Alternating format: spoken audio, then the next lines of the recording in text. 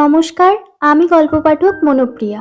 আজকে তোমাদের জন্য আমি আরও একটা সুন্দর নতুন গল্প নিয়ে চলে এসেছি। আজকের গল্পের নাম হচ্ছে দৌলতপুরের জঙ্গলে। তো চলো, বেশি দেরি না করে কানে হেডফোন গুঁজে সামনে খাবার নিয়ে রেডি হয়ে যাও। শুরু করছি আমাদের আজকের গল্প।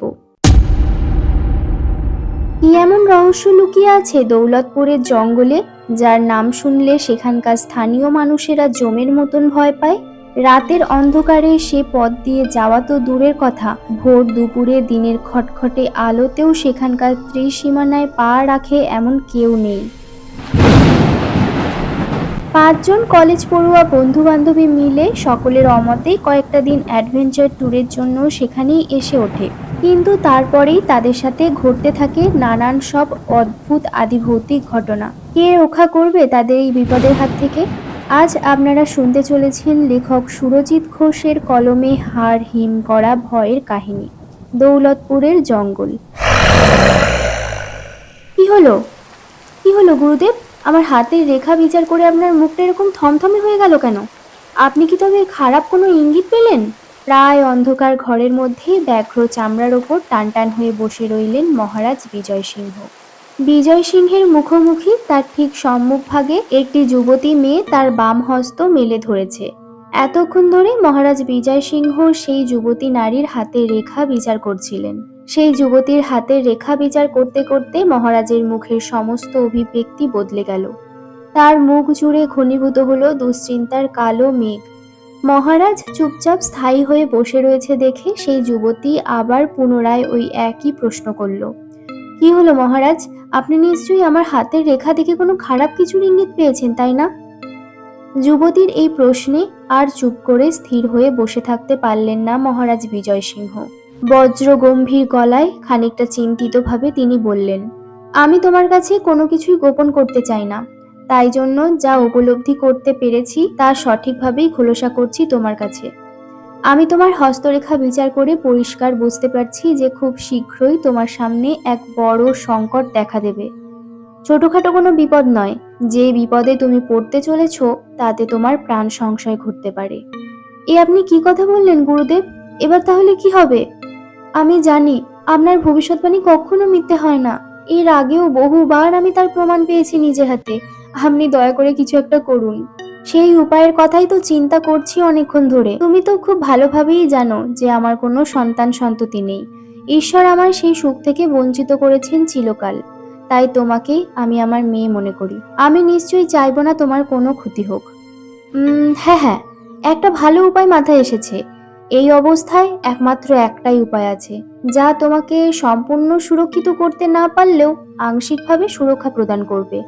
কি? কি সেই উপায় গুরুদেব? রক্ষা কবচ। হ্যাঁ, একমাত্র রক্ষা কবচই তোমায় এখন সুরক্ষা প্রদান করতে সক্ষম।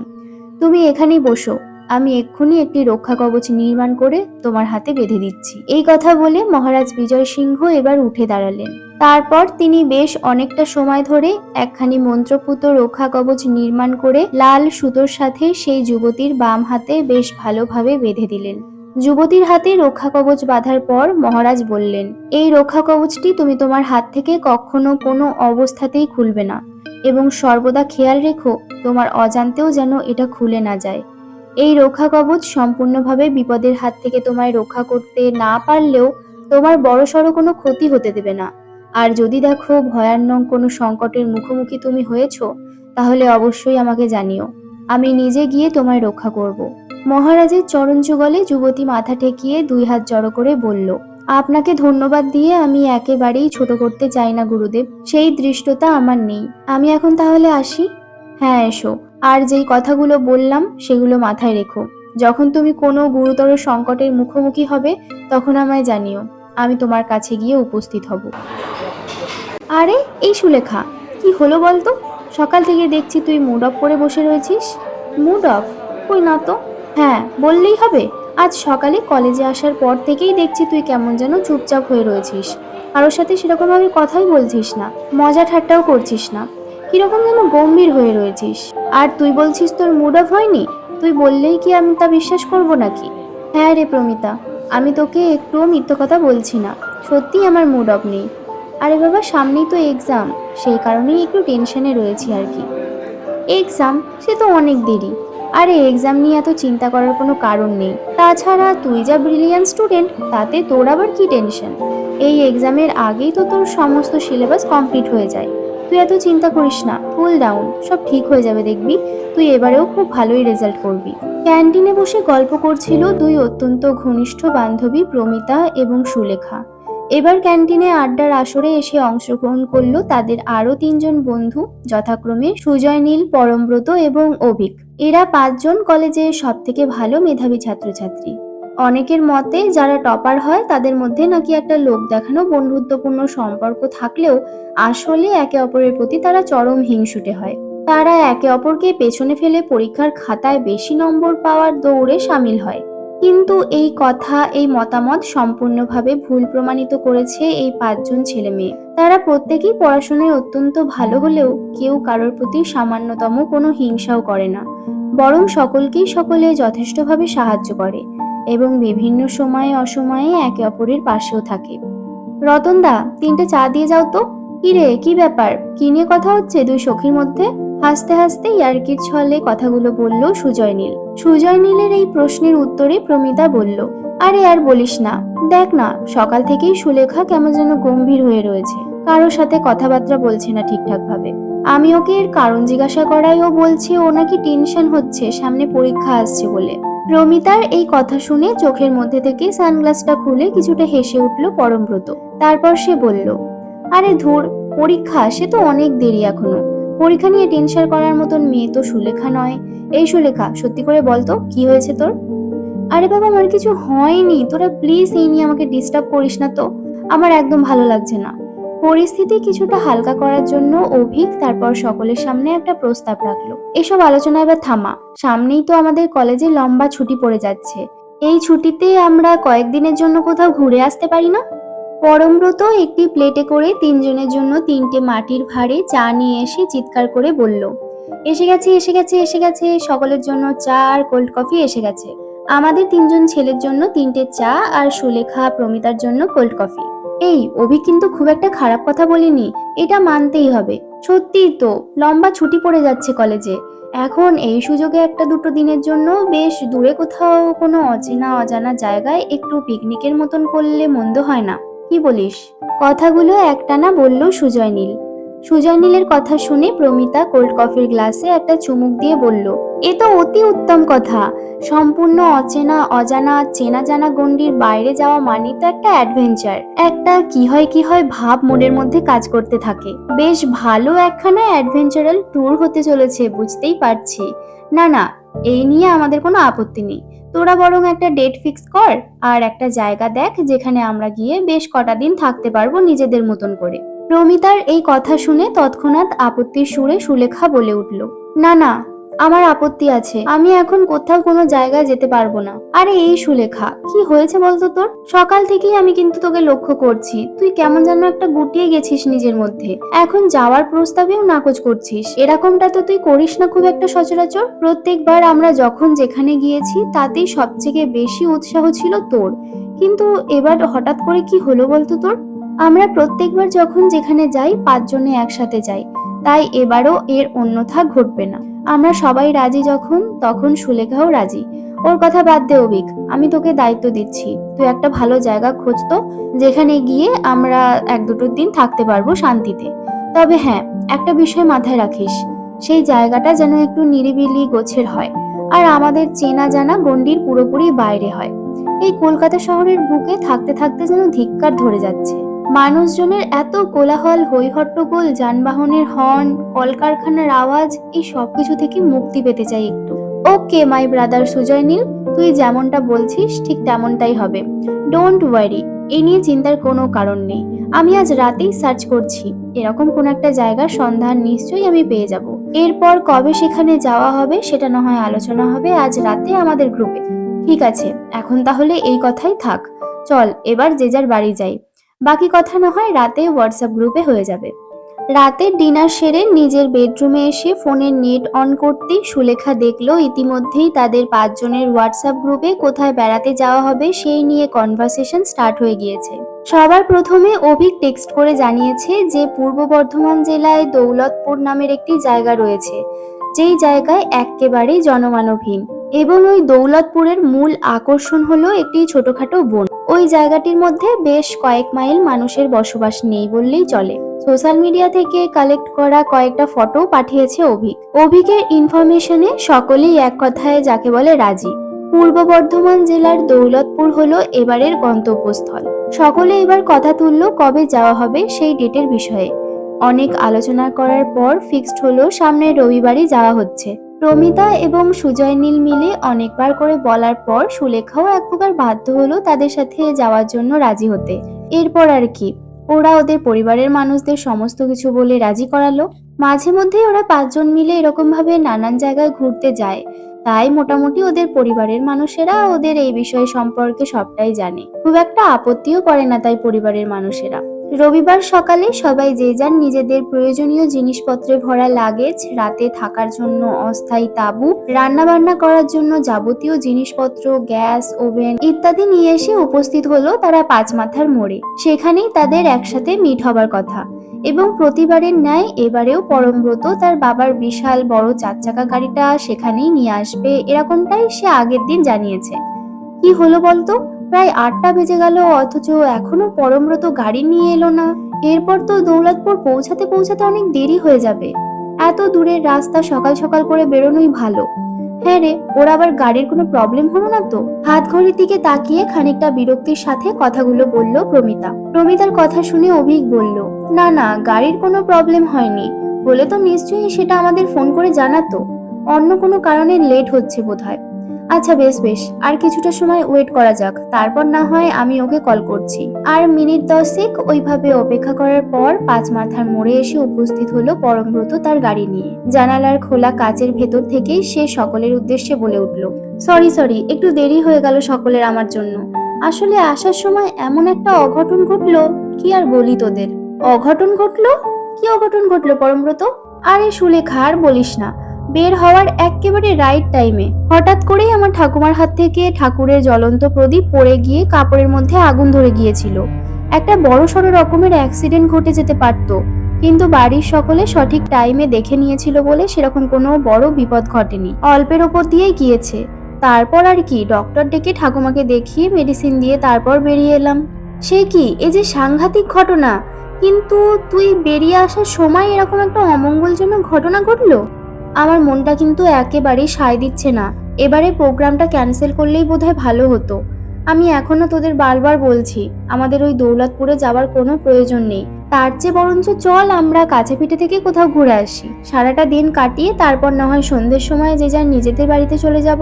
গাড়ির দরজা খুলে ভেতরে নিজেদের ব্যাগপত্র ও যাবতীয় যা কিছু আছে সেই সমস্ত কিছুই ভরছিল সুজয় নীল। সুলেখার এরকম কথা শুনে এবার যেন সে তেড়ে এলো। হ্যাঁ রে সুলেখা, তুই কি একেবারেই পাগল হয়ে গেছিস নাকি? আমরা সবাই ব্যাগপত্র নিয়ে গাড়িতে উঠতে চলেছি, আর তুই বলছিস প্রোগ্রাম ক্যান্সেল করে দিতে। কি হয়েছে বলতো তোর? বারবার এরকম ভাবে আপত্তি করছিস কেন? ওই অন্যান্য বার তো এরকম করিস না। তোরা কিছুতেই বুঝতে পারছিস না। সুজয় নীল, চুপ, একদম চুপ। আর একটাও কথা বলবি না। আমরা তোর কোনো কথা বুঝতেও চাই না। তুই চুপচাপ এবার গাড়িতে ওঠ, ওঠ বলছি। সুজয় নীলের এমন ধমকানিতে এবার সত্যিই কাজ হলো। সুলেখা আর কোনো আপত্তি না করে বাধ্য বালিকার মতন সে উঠে বসলো গাড়ির সিটে। গাড়ির ভেতরে পরমব্রতর পায়ের তলায় গুটিয়ে বসে থাকা লেজি নামের বিশাল বড় তাদের পোষ্য কুকুরটা ঘেউ ঘেউ করে দুবার ডেকে সকলকে বুঝিয়ে দিল যে তাদের যাত্রায় এবারেও সেও সঙ্গী হয়েছে। সকলে একে একে করে নিজেদের যাবতীয় জিনিসপত্র গাড়িতে তুলে দরজা বন্ধ করতেই পরমব্রত গাড়ি চালাতে আরম্ভ করলো। খোলা জানালার মধ্যে দিয়ে বাইরের ঠান্ডা ফুরফুরে বাতাস এসে প্রবেশ করতে লাগলো গাড়ির অভ্যন্তরে, আর সাথে অল্প আওয়াজে বাজতে লাগলো একের পর এক বিভিন্ন হিন্দি গান। প্রমিতা চোখের মধ্যে সানগ্লাস লাগিয়ে দুই ঠোঁটে একটু গাঢ় লিপস্টিকের প্রলেপ দিয়ে বলল, ওহো, আমার যে কি ভীষণ এক্সাইটেড লাগছে, তোদেরকে বলেই বোঝাতে পারবো না। কতদিন পর এবার আবার সেই একইভাবে আমরা 5 জন বন্ধু বান্ধবী মিলে অ্যাডভেঞ্চারাল ট্যুরে বেরোলাম বলতো। প্রমিতার কথা শুনে মুখে মিষ্টি হাসির রেখা ফুটিয়ে অভিক বলল, একেবারে ঠিক কথা বলেছিস রে প্রমিতা। তোদের যখনই যার খিদে পাবে আমায় বলিস, আমার বাড়ি থেকে অনেক ভালো ভালো খাবার করে পাঠিয়ে দিয়েছে টিফিনের মধ্যে। অভিকের বলা কথা শুনে পরমব্রতর যেন জিভে জল চলে এলো। সে দ্রুততার সাথে বলে উঠল, এই অভিক, তোর টিফিনের মধ্যে কি কি খাবার রয়েছে রে? বড় বড় লুচি, ঝাল ঝাল কষা আলুর দম আর কয়েক রকমের মিষ্টি। তবে তুই ভালো করে সাবধানে গাড়ি চালা, তোকে খাবারের বিষয়ে এরকম মনোনিবেশ করতে হবে না এখন। কথাটা বলেই হো হো করে হেসে উঠল গাড়ির ভেতরে থাকা প্রত্যেকে। ওদের হাসির সাথে তাল দিয়ে লেজিও কেমন যেন ঘেউ ঘেউ করে উঠতে লাগলো। পরমব্রত গাড়ি চালাতে চালাতেই বলল, এই যে একদম ভালো হচ্ছে না কিন্তু, আমাকে নিয়ে একদম হাসাহাসি করবি না। তোরা তো জানিসই যে আমি একটু বেশি পেটুক গোছের মানুষ, তাই 2 পিস লুচি কিন্তু আমাকে বেশি দিতে হবে, এটা বলে দিচ্ছি। তাছাড়া আজ আমি তোদের ড্রাইভার, এই যে এত সুন্দরভাবে তোদের গন্তব্যে পৌঁছে দেবো, এটার জন্য তো একটু এত স্পেশালিটি প্রয়োজন নাকি? নিজেকে এবার কিছুটা সহজ করার চেষ্টা করলো সুলেখা। তার মনের মধ্যে যে সমস্ত চিন্তা ভাবনা জন্ম হয়েছিল তাদেরকে কিছুটা তফাৎ করে রেখে সেও গালভরা হাসি নিয়ে বলল, পরমব্রত কিন্তু একেবারে রাইট কথা বলেছে। সত্যি তোরা ওকে নিয়ে এত মজা করছিস কেন বলতো? আমি তোকে বলছি, শোন পরমব্রত, তোর যদি লুচি কিংবা কষা আলুর দম খেয়েও মন না ভরে তাহলে সোজা আমার কাছে চলে আসবি, কারণ আমার মা আমার টিফিনে বক্স ভর্তি করে বাসন্তী পোলাও আর চিকেন কষা দিয়েছে। সে কি রে, এই যে দারুণ খবর! কাকিমার হাতে ঝরঝরে বাসন্তী পোলাও আর চিকেন কষার তো জুড়ি মেরা ভার, এক কথায় লাজ জবাব। তাহলে তো দেখছি সবার আগে তোর কাছেই হাত পাততে হবে। পরমব্রতর কথা শেষ হতেই প্রমিতা সুলেখার গাল দুটো বাচ্চাদের মতন একবার টিপে আদর করে বলল, এই তো শেষমেশ আমার ডার্লিং এর কথা ফুটেছে মুখে। দাদা, দৌলতপুর আর কত দূর বলতে পারেন? সারাটা দিন গাড়ির মধ্যে থেকে দুপুরের সময় হাই রোডের ধারে একটা ধাবায় গাড়ি থামিয়ে সকলে মিলে স্নান খাওয়া সেরে আবার গাড়িতে উঠেছিল ওরা। তখন প্রায় দিনের আলো ফুরিয়ে আসতে বসেছে। সময়টাকে পুরোপুরি সন্ধে না বললেও আসন্ন সন্ধে বলা যেতেই পারে। গুগল ম্যাপসের লোকেশন অনুযায়ী গাড়ি চালাচ্ছিল পরমব্রত। তাও নিজের একটু কনফিউশন ক্লিয়ার করার জন্যই গাড়ি থামিয়ে রাস্তার ধারের একজন স্থানীয় মানুষকে জিজ্ঞাসা করলো। পরমব্রতর কথা শুনে স্থানীয় মানুষটি কেমন যেন ফ্যাল ফ্যাল করে তাকিয়ে রইল তার মুখের দিকে। ভাবখানি এমন যেন তাকে কোনো এক জটিল প্রশ্ন করা হয়েছে। ধৈর্য হারিয়ে পরমব্রত আবার দ্বিতীয়বারের মতন জিজ্ঞাসা করলো, আরে ও দাদা, কি হলো? আপনি কি আমার কথা শুনতে পেলেন না? বলছি যে দৌলতপুর আর কতটা দূরে তা কি আপনি বলতে পারবেন? সেই স্থানীয় গ্রাম্য মানুষটি এবার কিছুটা কেশে কেমন যেন কৌতূহল মেশানো ভারী গলায় জিজ্ঞাসা করলো, আপনাদের দেখে তো শহরের শিক্ষিত ভদ্র ছেলে মেয়ে বলেই মনে হচ্ছে, তা শহর ছেড়ে দৌলতপুর এলেন কেন, তাও আবার এই সন্ধ্যের সময়? কেন দাদা, সন্ধ্যের সময় কি দৌলতপুরে যাওয়া বারণ? যদি বলি হ্যাঁ যাওয়া বারণ, সন্ধ্যের সময় কেউ ওইদিকে যায় না, আপনারা কি তবে আমার সেই কথা বিশ্বাস করবেন? একেবারেই না। আপনি আমাদের যা খুশি ইচ্ছা মতন বলবেন আর আমাদের সেটা বিশ্বাস করতে হবে, তার কি কোনো মানে আছে? এই যে আপনি বলছেন সন্ধ্যের সময় নাকি দৌলতপুরে যাওয়া নিষেধাজ্ঞা রয়েছে, তা কোথায় কোথায় লেখা আছে সে কথা? সব কথা কি আর ওইভাবে কাগজ কলমে লেখা থাকে বাবু? কিছু কিছু কথা, কিছু কিছু সতর্কবার্তা সেখানকার স্থানীয় মানুষদের মধ্যেই সীমাবদ্ধ থাকে, যা তাদের মুখে মুখে ঘোরাফেরা করে। মাথার মধ্যিখানটা কেমন যেন গরম হয়ে উঠল পরব্রতর। এই আচ্ছা লোকের পাল্লায় পড়া গেল ভেবে এবার সে খানিকটা মেজাজের সাথেই বলল, দাদা, আপনাকে শুধু একটা প্রশ্ন করা হয়েছে, আপনি শুধু সেটারই উত্তর দিন, তাহলে সত্যিই বড় উপকৃত হব। দৌলতপুর এখান থেকে আর কতটা দূরে তাকে আপনি জানেন? মিনিট 15-20 পথ। আপনারা তো গাড়িতে এসেছেন, অতটা সময়ও লাগবে না হয়তো। তবে একখানা কথা বলি, ছোট মুখে বড় কথা বলতে পারেন। আমি জানি না আপনারা কেন ওখানে যাচ্ছেন, কি কারণে যাচ্ছেন, কিন্তু একটা কথা বা বলতে পারেন সতর্কবার্তা আপনাদের দিতে চাই। রাতের বেলায় কিন্তু আপনারা যেখানে থাকবেন সেই জায়গাটা পুরোপুরি আলোকিত করে রাখবেন। কখনো 5 মিনিটের জন্য আলো নিভতে দেবেন না। আচ্ছা, অনেক ধন্যবাদ আপনাকে এই উপদেশ দেওয়ার জন্য।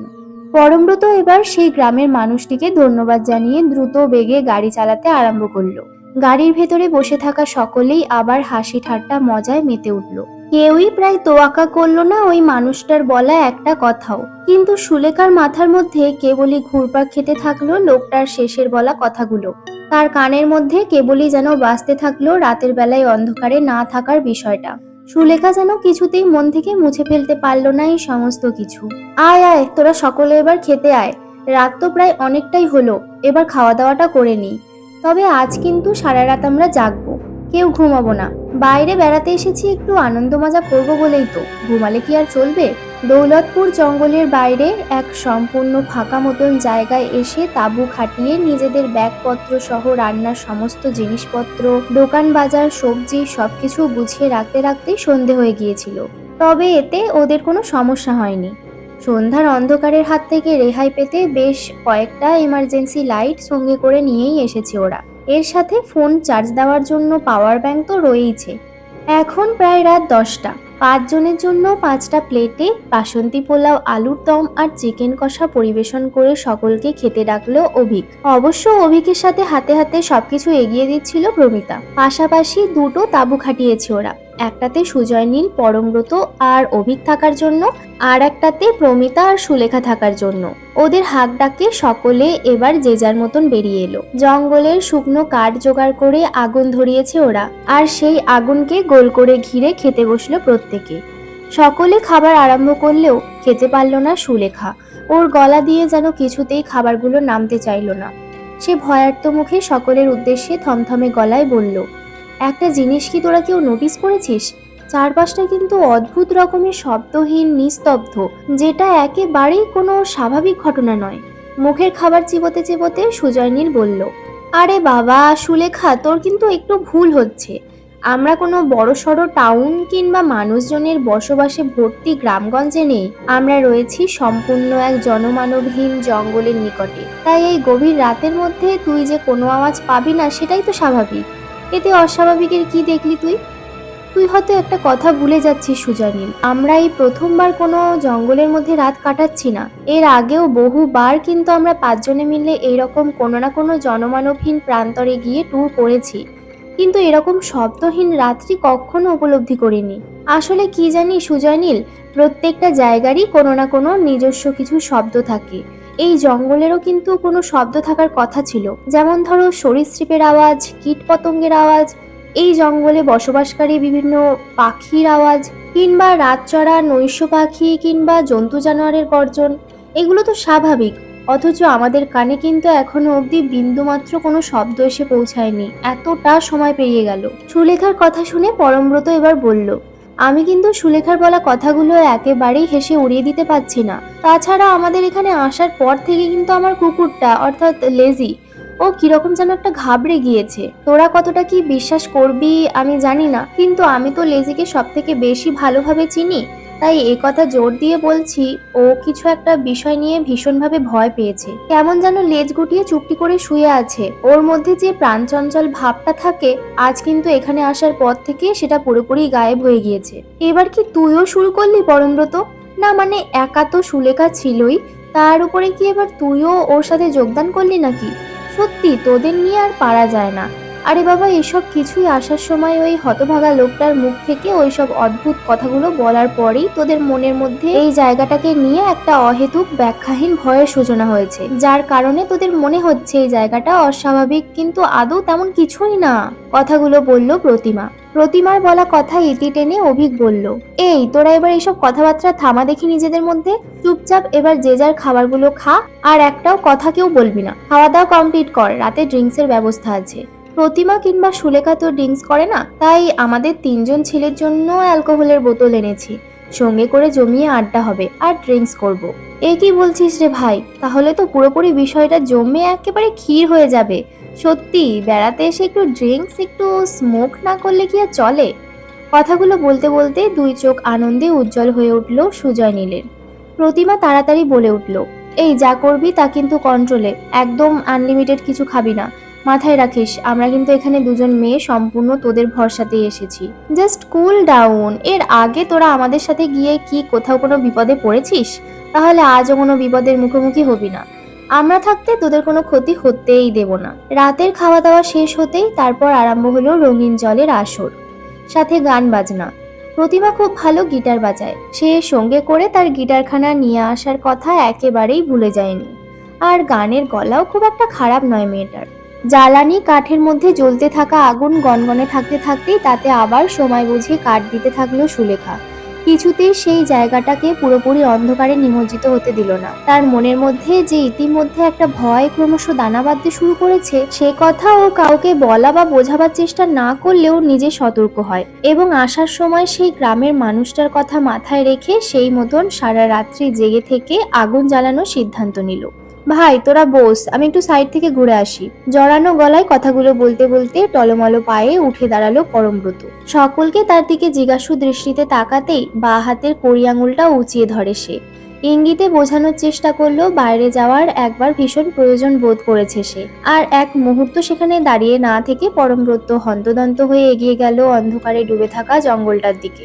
গুনগুনিয়ে গান গাইতে গাইতে কাজ সেরে ফিরে আসার পথ ধরতেই যাবে, হঠাৎ করে এমন সময় পরমব্রত দেখল তার ঠিক পেছনে এসে দাঁড়িয়েছে প্রতিমা। প্রতিমাকে দেখে রীতিমতো বেশ খানিকটা চমকে গেল সে। খানিকটা ধমকের সুরেই বলল, আরে এই প্রতিমা, কি ব্যাপারে তোর? এভাবে কেউ ভূতের মতন পেছনে এসে দাঁড়ায়? আমি একেবারে চমকে গিয়েছিলাম। পরমব্রতর কথা শুনে প্রতিমা মুখে কোনো কিছুই বলল না প্রথমটায়। কেমন যেন একটা মলিন হাসি হাসল মেয়েটা। চাঁদের মোহময়ী জ্যোৎস্না আলো এসে পড়েছে প্রতিমার সর্ব অঙ্গে, আর তাতেই তাকে মনে হচ্ছে সে যেন এক সাধারণ মানবী নয়, স্বয়ং স্বর্গের অতুলনীয় এক অপ্সরা। স্বর্গই তো, নাকি নরক লোকের লাস্যময়ী কালপিশাচিনী? প্রতিমার মুখে এক অদ্ভুত হাসি ফুটে উঠেছে। তার চোখের দৃষ্টি ভীষণ উজ্জ্বল, দুই চোখের মধ্যে থেকে যেন ঠিকরে বেরিয়ে আসছে উজ্জ্বল আলোর ছটা।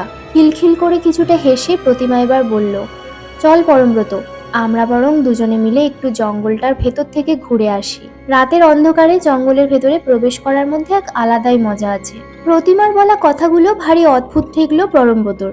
তার মনে হলো এই রকম কণ্ঠস্বর আদৌ প্রতিমার নয়। এই রকম কর্কশ আওয়াজ আসলে কোনো মেয়ের হতেই পারে না। বহু দূর থেকে যেন ভেসে এলো একটা শব্দ। প্রতিমার বলা কথার ধরন নকল করার চেষ্টা করলেও এ যেন আসল প্রতিমার গলার আওয়াজ নয়। নিজের মনের এমন ভাবনাতে পর মুহূর্তেই পরমব্রত নিজেই হেসে উঠল। কি সব উল্টোপাল্টা ভাবছে সে। আসলে এই সবই হলো অ্যালকোহলের নেশা। সে প্রতিমার দিকে তাকিয়ে বলল, এই রাতের ঘন অন্ধকারে জঙ্গলের মধ্যে প্রবেশ করে কি করবি? আরে আমরা তো এখানে দুদিন আছি নাকি? কাল দিনের বেলায় সূর্যের আলোয় জঙ্গলের মধ্যে প্রবেশ করব। তাছাড়া আমি সেরকম ভাবে কাউকে কিছু বলে আসিনি। আমাদের ফিরতে দেরি হলে সকলেই ভীষণ চিন্তা করবে রে। পরমব্রতর কথা শুনে প্রতিমার আবার সেই ঘরঘরে কর্কশ গলায় আওয়াজ ভেসে এলো, কেউ চিন্তা করবে না। আমি আসার সময় সকলকে বলেই এসেছি যে আমরা দুজন মিলে একটু জঙ্গলটা ঘুরে তারপর ফিরে আসবো। পরমব্রত, তুই না আমার বেস্ট ফ্রেন্ড, তুই আমার একটা রিকোয়েস্ট রাখতে পারছিস না? চল না, চল একবার ওই জঙ্গলের ভেতরে চল। আমি কোনোদিন রাতের বেলায় জঙ্গলে ঢুকিনি। আজ মনে বড় স্বাদ জেগেছে একবার ঘুরে দেখার জন্য। একা মেয়ে মানুষ যাব, তাই জন্যই তোকে বলছি। নাকি কোনো কারণে জঙ্গলের ভেতরে এই গভীর রাতে ঢুকতে তুইও ভয় পাচ্ছিস? তুই আমাকে হাসালি প্রতিমা, আমি ভয় পাবো? সত্যি তুই যে কি বলিস। আচ্ছা বেশ, ঠিক আছে, তুই যখন এত করে বলছিস তখন চল, আমিও যাচ্ছি না হয় তোর সাথে। আরে এই পরমব্রত, কি ব্যাপার রে তোর? হঠাৎ এত রাত্রে তুই ওই জঙ্গলের ভেতরে ঢুকে যাচ্ছিলিস কেন? পরমব্রত প্রতিমার সাথে জঙ্গলের ভেতরে প্রবেশ করতেই যাবে, ঠিক এমন সময় একখানা জ্বলন্ত কাঠ হাতে নিয়ে সুলেখা কোথা থেকে দৌড়ে এসে পরমব্রতর হাতটা শক্ত করে জড়িয়ে ধরে কথাগুলো বলল। পরমব্রত উত্তর দেওয়ার আগেই সুলেখা আবারও বলে উঠল, তো রাস্তা এত দেরি হচ্ছে দেখে আমি আর স্থির হয়ে চুপি করে বসে থাকতে পারলাম না। তাই তো এই কাঠের মধ্যে জ্বলতে থাকা আগুনটা সাথে নিয়ে এগিয়ে এলাম এদিকে। কিন্তু তোর কি ব্যাপার বলতো? এই এত রাতে তুই একলা এই গভীর জঙ্গলের মধ্যে ঢুকতে যাচ্ছিলিস কি কারণে? বলি, তোর কি মাথাটা একেবারেই খারাপ হয়ে গেছে নাকি? জঙ্গলের ভেতরে ঢুকে যদি কোনো বিপদ আপদ ঘটতো তখন কি হতো বলতো? সুলেখা, তুই আমাকে একা কথা শোনাচ্ছিস কেন? প্রতিমাকেও কিছু বল। আরে ওই তো আমাকে যাবার জন্য এক প্রকার জোর করছিল। বলল কোনোদিন নাকি রাতের বেলায় জঙ্গলে পরিবেশ দেখেনি, সেই জন্যই তো আমি প্রতিমার কথার মতন ওর সাথে জঙ্গলের ভেতর ঢুকতে যাচ্ছিলাম। প্রতিমা? তুই এখানে প্রতিমাকে পেলি কোথা থেকে? আরে প্রতিমা তো আমাদের ওখানেই বসে আছে। হ্যাঁ, এতক্ষণ ধরে মেয়েটা গিটার বাজিয়ে গান গাইছিল, কিন্তু এখন গান বন্ধ করেছে, তাই তুই ওর গানের আওয়াজ শুনতে পাচ্ছিস না। সুলেখার বলা কথাগুলো শুনে যেন আকাশ থেকে পড়ল পরমব্রত। চকিতে ঘাড় ঘুরিয়ে সে দেখলো সত্যি সেখানে কোথাও প্রতিমা নেই। কিন্তু এ কি করে সম্ভব? এই মাত্র কিছুক্ষণ আগেই যে প্রতিমা এখানে দাঁড়িয়ে ছিল, তাকে বারবার করে ওই জঙ্গলের দিকে যাবার কথা বলছিল, অথচ সুলেখা বলছে প্রতিমা নাকি একবারের জন্য উঠে আসেনি, সে ওখানেই বসে আছে। বুকের ভেতরটা কেমন যেন হিম হয়ে গেল পরমব্রতর। সকল শরীর জুড়ে বয়ে গেল একটা শিহরণের ঠান্ডা হিমেল স্রোত। গায়ের প্রত্যেকটা লোমকূপ সজারুর কাটার মতন একটা একটা করে খাড়া হয়ে গেল এক মুহূর্তের মধ্যে। পরমব্রতর কেমন যেন তালগোল পাকিয়ে গেল গোটা বিষয়টা। এতক্ষণ ধরে সে তাহলে কাকে দেখলো? কার কথা শুনেও জঙ্গলের পথে পা বাড়াতে যাচ্ছিল? সে যদি সত্যিই প্রতিমার না হয়, তবে প্রতিমার মতন হুবহু দেখতে আসলে কে ছিল? নাকি সবই ওর মনের ভুল? মদের নেশায় এই সমস্ত কিছু ভুল দেখেছে, ও ভুল শুনেছে, কিন্তু আজ তো এতটাও নেশা করেনি পরমব্রত যে এত ভুল দেখবে। মনের মধ্যে চলতে থাকা সমস্ত প্রশ্নের উত্তর কিছুতেই খুঁজে পাচ্ছিল না সে। এমন সময় ওর হাতটা শক্ত করে জড়িয়ে ধরে সুলেখা বলল, কি হলো পরমব্রত, তুই এমন চুপ হয়ে গেলি কেন? তুই প্রতিমার কথা মতন প্রতিমার সাথে জঙ্গলের দিকে যেতে উদ্যত হয়েছিলিস, কিন্তু আসল প্রতিমা তো আমাদের ছেড়ে কখনো এক মুহূর্তের জন্য উঠে আসেনি। তাহলে প্রতিমার মতন কাকে দেখলি তুই? কিরে, তুই আমার প্রশ্নের উত্তর দিচ্ছিস না কেন? সুলেখার বলা প্রত্যেকটি প্রশ্ন যেন তীক্ষ্ণ ধারালো তীরের ফলার মতন ছুটে এলো পরমব্রতর দিকে। ছেলেটা নিজের মাথার চুল দুই হাতে খামচে ধরে বেশ খানিকটা উচ্চ কণ্ঠে মেজাজ হারিয়ে অসহায়ের মতন করুণ স্বরে বলল, আমি আমি জানি না, সত্যি আমি জানি না। এই সমস্ত প্রশ্নগুলো আমার মাথাতেও ঘুরপাক খাচ্ছে। এই কথা সত্যি যে আমি বর্তমানে নেশা করে রয়েছি, কিন্তু এটাও বেশ বুঝতে পারছি যে এতটাও নেশা করিনি যার কারণে এরকম আমার ভুল হবে। Something is wrong, very very wrong. আমি তো আগাগোড়া প্রথম থেকেই বলেছিলাম যে আমার মন ভীষণভাবে কু ডাকছিল। আমি তোদের পই পই করে বারণ করেছিলাম এখানে এই ট্যুর না করার জন্য, কিন্তু তোরা তো তখন আমার কোনো কথা শুনলেই না। আনন্দে একেবারে ডগমগ হয়ে চলে এলি এখানে। ভাগ্যিস সঠিক সময় আমি এই আগুনটা সাথে নিয়ে এখানে এসে উপস্থিত হয়েছিলাম, না হলে আজ যে তোর ঠিক কি ভয়ঙ্কর পরিণতি হতো তা স্বয়ং ঈশ্বরই জানেন। চল, আমরা আর এক মুহূর্ত এখানে দাঁড়িয়ে থাকবো না। তাঁবুর কাছে আমাদের ফিরে যেতে হবে। সকলকে গিয়ে গোটা বিষয়টা বলে সাবধান করতে হবে এক্ষুনি, না হলে ওরাও বড়সড় কোনো বিপদের মুখোমুখি হতে পারে। এই কথা বলে সুলেখা পরমব্রতর হাত ধরে টেনে তাকে নিয়ে এলো সেখান থেকে। ওরা কেউই একটি বারের জন্য পেছনে ফিরে তাকালো না। যদি একবার তাকাতো তাহলেই দেখতে পেত যে অন্ধকারে গাছের আড়াল থেকে একটা কালো কায়াহীন অবয়ব অন্তরালে দাঁড়িয়ে আছে, তাদের প্রত্যেকটি কার্যকলাপের ওপর নজর রেখে চলেছে। সেই কালো ছায়ামূর্তির দুটো অদ্ভুত ধপধপে মণিবিহীন সাদা চোখের উজ্জ্বল অশুভ দৃষ্টি পরিপূর্ণভাবে নিবন্ধ রয়েছে তাদের দিকে। সুলেখা সেখান থেকে এসে বাকি সকলকে সমস্ত কথা বলল। গোটা বিষয়টা শুনে এবার সকলের মনের মধ্যেই কি যেন একটা ভয়ের সঞ্চার হলো। এদিকে কোনো একটা কিছুর অস্তিত্ব সম্পর্কে সচেতন হয়ে মারাত্মক ভয় পেয়ে ল্যাজি যেন আরো গুটিয়ে গেল। ক্রমাগত সে কুই করে কেঁদে চলল অস্বাভাবিকভাবে। সুজয় নীল, আরে এই সুজয় নীল, ওঠ না। দেখ, লেজি দৌড়ে জঙ্গলের মধ্যে চলে গেল। চল চল, তাড়াতাড়ি চল, কুকুরটাকে আমাদের ফিরিয়ে নিয়ে আসতে হবে, না হলে জঙ্গলের কোনো হিংস্র পশু ওর ক্ষতি করে দিতে পারে।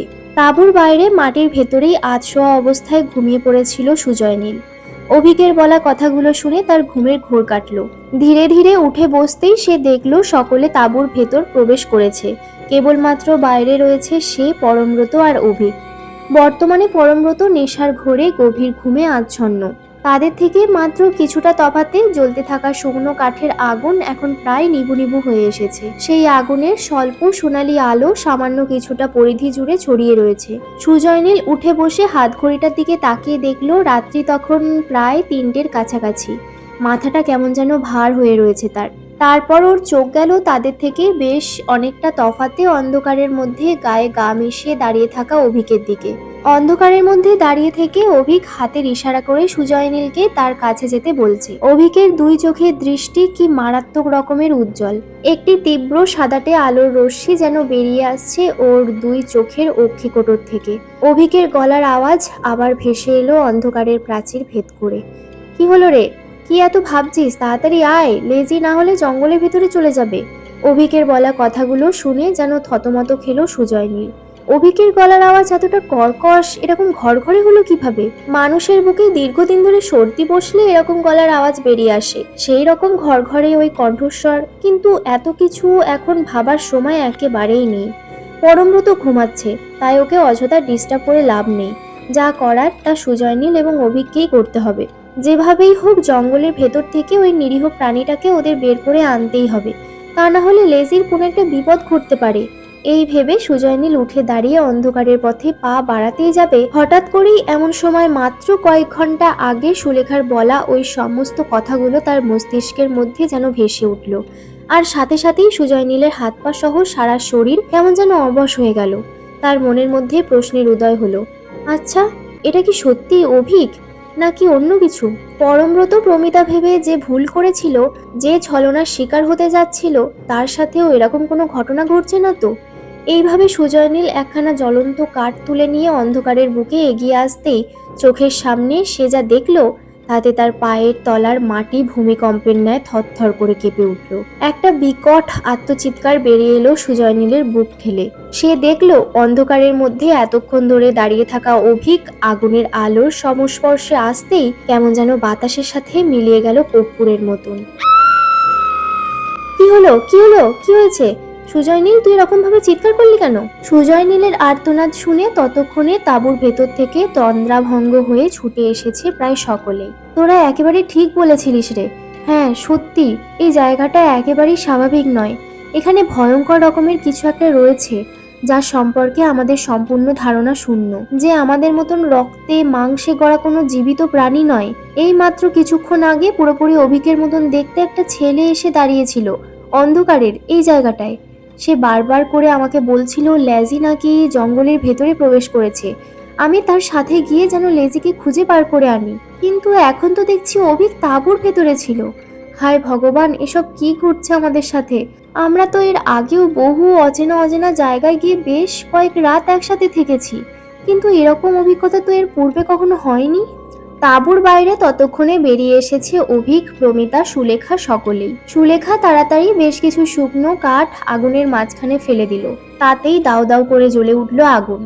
অভিক হতভম্বের মতন বলল, আরে লেজি বনের মধ্যে ঢুকতে যাবে কেন? ও তো তাঁবুর ভেতরে শুয়ে আছে চুপটি করে। না না, তোদের কথাবার্তা শুনে বিষয়টা আমারও একদম ভালো লাগছে না।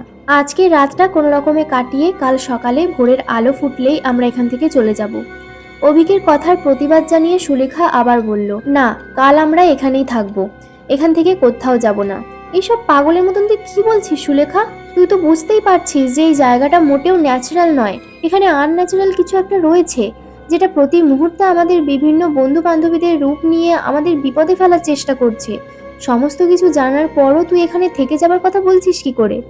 বলছি, তার কারণ কাল সকালে এই জায়গায় আমার গুরুদেব এসে উপস্থিত হবেন।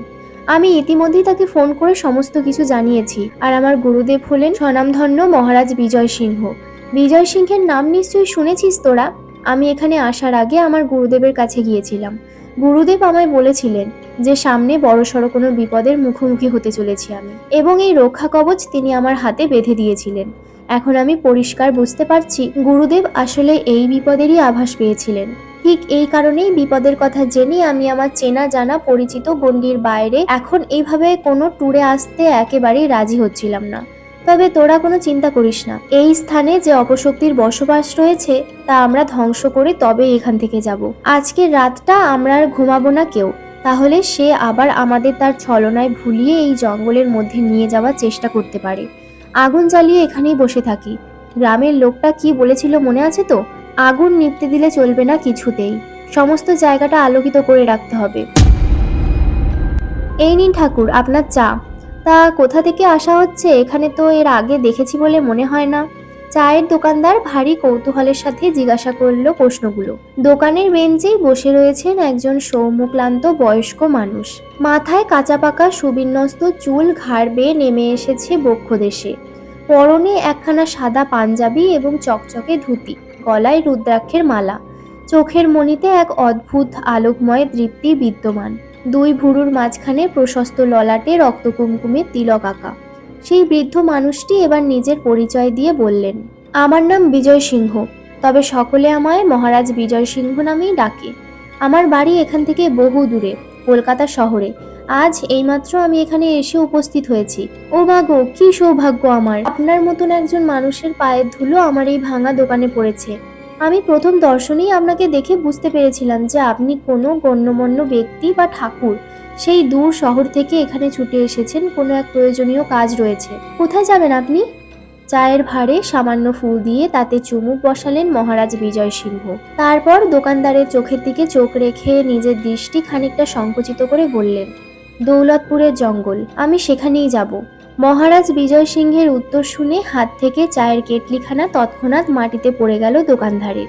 সে রীতিমতো থরথর করে কাঁপতে শুরু করলো। কি হলো? দৌলতপুর জঙ্গলের নাম শুনে এত ভয় পেয়ে গেলে? সত্যি করে বলো তো, কি রয়েছে সেখানে? আমার কাছ থেকে কোনো কিছু কথা গোপন করার চেষ্টা করো না। আমি জানি সেখানে এক ভয়ঙ্কর অপশক্তির বসবাস। সে খবর ইতিমধ্যেই আমার কানে এসেছে। এবার আসল ঘটনাটা তুমি খোলসা করে বলো দেখি। আপনার কাছ থেকে আর কি বা লুকাবো ঠাকুর, আপনি তো সব কিছুই জানেন। নেহাত আপনি জিজ্ঞাসা করলেন তাই মুখ খুলছি। তাছাড়া অন্য কোনো মানুষকে আমাদের এখানে এ বিষয়ে কেউ কিছু বলতে চায় না। আসলে এই দৌলতপুরের জঙ্গলে যে ঠিক কী রয়েছে সেটা আমিও জানি না, কিংবা বলতে পারেন কেউই জানে না সঠিকভাবে। তাই জন্য কাউকে সে কথা জোর দিয়ে বলতে পারি না।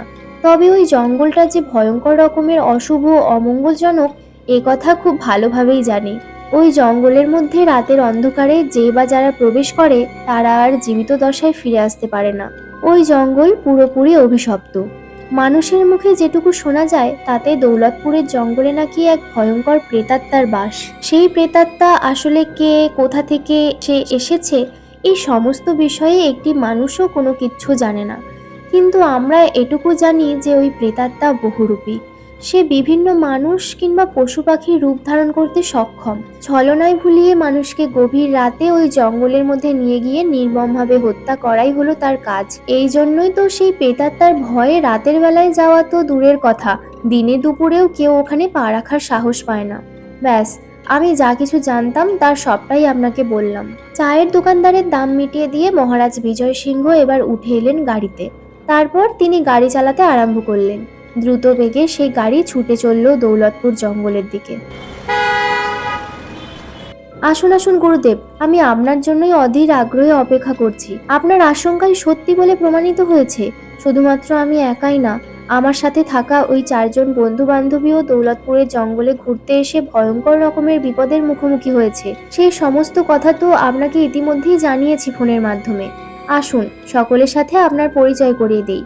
এই হলো আমার অত্যন্ত প্রিয় কাছের এক বান্ধবী প্রমিতা, আর ওরা আমাদের 3জন কলেজের বন্ধু।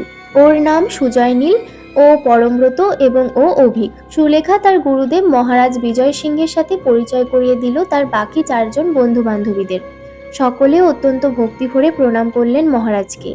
মহারাজ তাদের দিকে তাকিয়ে কাতর কণ্ঠে বললেন, আহারে, তোমাদের মুখ চোখের দশা দেখে মনে হচ্ছে তোমরা কাল সারা রাত প্রায় 2 চোখের পাতা একই করতে পারোনি। সম্পূর্ণ রাত বিনিদ্রা অবস্থায় কাটিয়েছ। তবে চিন্তা নেই, আজ রাতে আর কোনো বিপদ তোমাদের স্পর্শ করতে পারবে না। আজই হবে ওই অপশক্তির পরাজয়।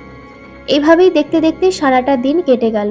সকলের মনের মধ্যেই কিন্তু একটা কি হয় ভয় থেকেই গেল।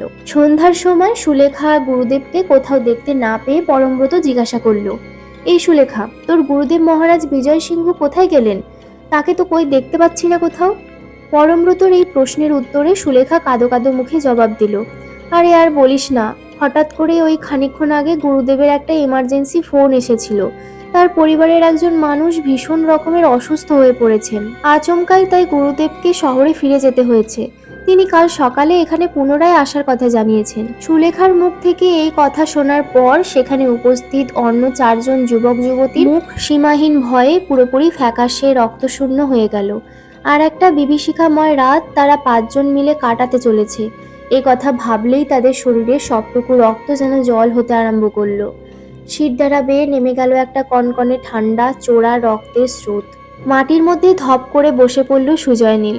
সুলেখার দিকে বিস্ফোরিত নয়নে তাকিয়ে তার 2 কাঁধ ধরে তাকে ঝাঁকিয়ে প্রমিতা বলল, এবার এবার কি হবে সুলেখা? কালকে রাতের মতন আজ রাতেও নিশ্চয়ই সেই ভয়ঙ্কর প্রেতাত্মা আমাদের এই জঙ্গলের মধ্যে নিয়ে গিয়ে হত্যা করতে চাইবে। কাল সকাল অবধি আমরা 5জনে আদৌ জীবিত থাকবো তো? এখন আমাদের ভয় পেলে কিছুতেই চলবে না। প্রমিতা, এটা ভয় পাওয়ার সময় নয়, মন শক্ত কর, তাহলেই আমরা এই যুদ্ধে জয়লাভ করতে পারবো। সুলেখা, সুলেখা, কোথায় গেলে তুমি? তোমার সমস্ত বন্ধু বান্ধবীদের বাইরে বেরিয়ে আসতে বলো, আমাদের এক্ষুনি এখান থেকে চলে যেতে হবে। তাঁবুর ভেতর থেকে মাঝ রাত প্রায় 1:45 নাগাদ সকলে বেরিয়ে এসে দেখল সুলেখার গুরুদেব মহারাজ বিজয় সিংহ এসে দাঁড়িয়েছেন অন্ধকারের মধ্যে। মশালের ধিকে ধিকে আগুনের উত্তাপ ছড়িয়ে পড়েছে তার মুখের প্রত্যেকটা ভাঁজে। মহারাজের 2 চোখ ওই ভয়ঙ্কর অন্ধকারের মধ্যেও কি ভীষণ রকমের উজ্জ্বল। রাত্রের অন্ধকারে রক্তলোলুপ সাপদ প্রাণীর চোখ যেমন জলজল করে, খানিকটা সেই রকম। সুলেখা ভীষণ চিন্তিত কণ্ঠে জিজ্ঞাসা করল, এ কি গুরুদেব, আপনি এই এত রাতে এখানে? আপনি যে বললেন আপনার কোনো এক আত্মীয়ের নাকি কি এক দুর্ঘটনা ঘটেছে, সেই কারণে আপনাকে শহরে যেতে হবে। আপনি শহরে যাননি? গিয়েছিলাম, কিন্তু সেখানে গিয়ে ধ্যানের মাধ্যমে জানতে পেরেছি যে আজ রাতে তোমাদের ভয়ঙ্কর এক বিপদ ঘটতে চলেছে। তাই জন্যই তো আবার ফিরে এলাম দ্রুত গাড়ি চালিয়ে। এই জঙ্গল ছেড়ে এক্ষুনি তোমাদের পলায়ন করতে হবে। তোমরা এসো আমার সাথে, আমি তোমাদের সুরক্ষিত জায়গায় নিয়ে যাব। অন্ধকারের মধ্যে দিয়ে সনসনে হাওয়ার সাথে ভেসে এলো মহারাজ বিজয় সিংহের বলা প্রত্যেকটা কথা। মহারাজের এই কথা শুনে পরমব্রত, সুজয় নীল, অভিক এবং প্রমিতা ঘাবড়ে গেল প্রত্যেকেই। ওরা মহারাজের নির্দেশ মতন প্রত্যেকে অন্ধকারের দিকে ধাবিত হতেই যাচ্ছিল। কিন্তু এমন সময় সুলেখা চোখের ইশারায় তাদের প্রত্যেককে সেখানে দাঁড়াতে বলল। আরো বেশ কিছু শুকনো কাঠ নিয়ে সে গোলাকার আগুনের মধ্যে ছুঁড়ে দিতেই সেই আগুনের উত্তাপ আরো বৃদ্ধি পেল কয়েক গুণ। এরপর ওদের চোখের সামনে যে ভয়ঙ্কর অবিশ্বাস্য ঘটনা ঘটল তার জন্য ওরা কেউই প্রস্তুত ছিল না একেবারেই। অন্ধকারের বুক চিরে গুল্ম লতাপাতার ভেতর থেকে বেরিয়ে এলেন স্বয়ং মহারাজ বিজয় সিংহ।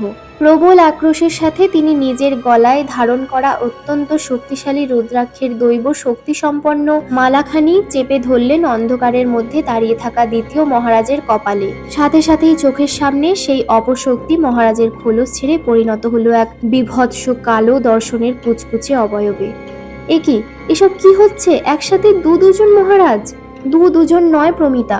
প্রথম যেজন আমাদের আহ্বান জানাচ্ছিলেন তার সাথে যাবার জন্য বলছিলেন সে আসলে মহারাজ নয়, ওই ভয়ঙ্কর অপশক্তি যে মহারাজের ছদ্মবেশ নিয়ে আমাদের কাছে এসেছিল এবং আমাদের সকলকে একসাথে মহারাজের ছদ্মবেশে ভুলিয়ে জঙ্গলের মধ্যে নিয়ে যাওয়ার চেষ্টা করছিল। তোদের সবটা পরে আমি বুঝিয়ে বলছি, কিন্তু তার আগে মহারাজ এই নিন, এই কাঠের আগুন নিয়ে চিরজীবনের জন্য শেষ করে দিন এই অপশক্তিকে। মাটির মধ্যে ততক্ষণে রীতিমধ্যে ধস্তাধস্তি শুরু হয়ে গিয়েছে। মহারাজ বিজয় সিংহ বীর দর্পের সাথে তার নিজের গলার রুদ্রাক্ষের মালা শক্ত করে চেপে ধরেছেন ওই অশুভ শক্তির কপালে। বিকট প্রাণপণ আত্মচিৎকার করছে সেই অশুভ শক্তি, কিন্তু কিছুতেই মহারাজের হাত থেকে আজ ছাড় পাবে না সে। সুলেখার ছুঁড়ে দেওয়া কাঠের আগুন লুফে নিয়ে মহারাজ সেই আগুন নিক্ষেপ করলেন সোজা ওই অপশক্তির দেহে। জ্বলন্ত আগুনের মধ্যে ঘি ছুঁড়লে যেরকম দপ করে অগ্নিশিখার মাত্রা বৃদ্ধি পায় সেই রকম এক বিস্ফোরণ ঘটল। সেই প্রেতাত্মার পৈশাচিক চিৎকারে যেন কেঁপে উঠল সমগ্র আকাশ, বাতাস, পাতাল। ধীরে ধীরে চূর্ণ বিচূর্ণ হয়ে বাতাসের সাথে মিশে গেল সে। মহারাজ রুদ্রাক্ষের মালাখানি অগ্নিশিখার ভেতর হাত ভরে তা বের করে পুনরায় নিজের গলায় ধারণ করলেন। মহারাজের এই কর্মকাণ্ড অবাক চোখে হা করে প্রত্যক্ষ করছিল সুলেখা বাদে বাকি চারজন। সুলেখা মহারাজের এইরূপ ক্ষমতা সম্পর্কে আগে থেকেই অবগত ছিল, তাই এই রকম ঘটনার প্রথমবার প্রত্যক্ষদর্শী না হওয়ার কারণে সে সেই রকম চমকিত হলো না। মহারাজ হাসতে হাসতে বললেন, কি ওই রকম হাঁ করে কি দেখছো? এরকম ঘটনা কোনোদিন দেখোনি তাই তো? তো কি ভেবেছিলে তোমরা? মহারাজ ভীষণ স্বার্থপর মানুষ, তিনি তোমাদের এইরকম বনে বাদারে প্রেতাত্মার গ্রাসে সম্পূর্ণ অসুরক্ষিত অবস্থায় রেখে শহরে চলে গিয়েছেন তাই ভেবেছিলে তো? কিন্তু মহারাজ, আমরা তো এই সবের কিছুই বুঝতে পারছি না। সুলেখা আমাদের বলল আপনি নাকি শহরে চলে গিয়েছেন কোনো এক প্রয়োজনীয় কাজে। আরে না না, আমি শহরে যাইনি, আমি এখানেই চুপটি করে গা ঢাকা দিয়ে লুকিয়ে বসেছিলাম। আসলে এই সমস্ত কিছুই ছিল একটা টোপ। আমি জানতাম প্রেতাত্মা যদি একবার জানতে পারে যে আমি শহরে ফিরে গিয়েছি তাহলে সে নিশ্চিতভাবে আমার রূপ ধারণ করে তোমাদের সকলকে একসাথে বের করতে চাইবে, আর সেই সুযোগটাই কাজে লাগালাম। আর কোনো ভয় নেই, সকল বিপদের কালো মেঘ কেটে গিয়েছে এই দৌলতপুরের জঙ্গল থেকে সারা জীবনের মতন। মুছে গিয়েছে সমস্ত অভিশাপ, ভয় আর নিরীহ মানুষের মৃত্যু। আপনাকে যে কি বলে ধন্যবাদ জানাবো মহারাজ তা সত্যিই ভেবে পাচ্ছি না। আজ আমাদের সকলের প্রাণ রক্ষা পেল কেবলমাত্র আপনার কারণে। আর এখানে একটা দিনও থাকবো না, কাল সকালে ভোরের আলো ফুটলেই আমরা সকলে শহরের উদ্দেশ্যে রওনা দেব। সবাই মিলে বলো, জয় মা তারার জয়। যা করার তিনিই তো করেছেন। মা সর্বমঙ্গলা, মঙ্গলময়ী, তিনি সমস্ত অপশক্তির বিনাশকারিণী। মা তোমাদের রক্ষা করেছেন। এইভাবেই শেষ হলো আমাদের আজকের গল্প দৌলতপুরের জঙ্গল। গল্পটা তোমাদের কেমন লাগলো অবশ্যই কমেন্ট করে জানাবেন। আর ভিডিওটা ভালো লাগলে, আমার নেল আর্ট ভালো লাগলে, আমার গল্প ভালো লাগলে ভিডিওটাতে লাইক করে দেবেন আর চ্যানেলটাকে অবশ্যই সাবস্ক্রাইব করে রাখবেন আরো সুন্দর সুন্দর এরকম গল্প পেতে।